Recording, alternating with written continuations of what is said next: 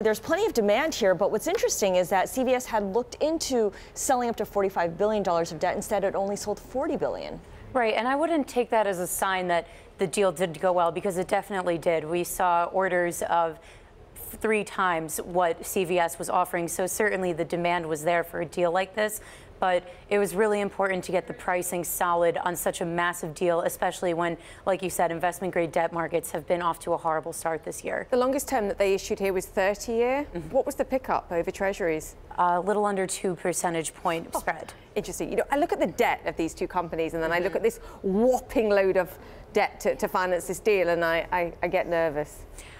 You know that you're not alone in that because it did draw a downgrade from S&P today. We're expecting the same from Moody's once the regulatory approval comes through on the deal. But it's not expected to be a longer-term leverage consideration. I mean, CVS is still pretty solidly investment grade. I mean, right now they're 2 levels above Chunk, so we're not foreseeing a move into high yield, and they should be able to pay down this debt and delever over time. So just sort of explain the dichotomy of how we're setting up, because we're talking about the rough start to the year for corporate credit, but on the other hand, we're talking about voracious demand for this deal. So just how do those two things fit together? Well, it shows the demand is still out there. A lot of this money has been on the sideline. We've seen such choppy markets and equities and rates, and it's spilled over to credit, and that's really made investors wary on getting in. But today really kind of reset the tone in IG, so that's really a positive going forward. What are people, why you said it spilled over to credit? Because for a while in the initial bout of volatility we saw at the beginning of February,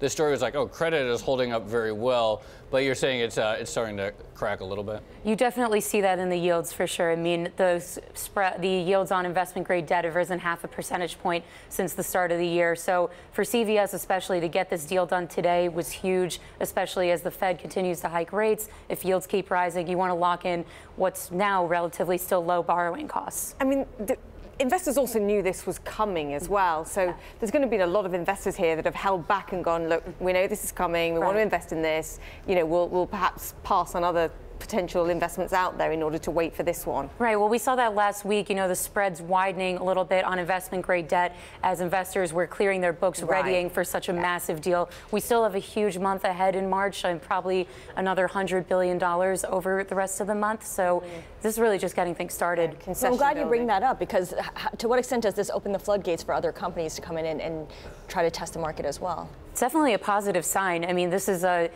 as close to probably a green light if you were a little bit hesitant on coming forward to see the success of a $40 billion deal. I don't think we're going to get anything else nearly that massive in a single issue for the rest of this month. Who knows the rest of the year? We've seen Broadcom line up that kind of financing and then some. So who knows where that deal's at with Qualcomm right now, but it shows it's possible for sure.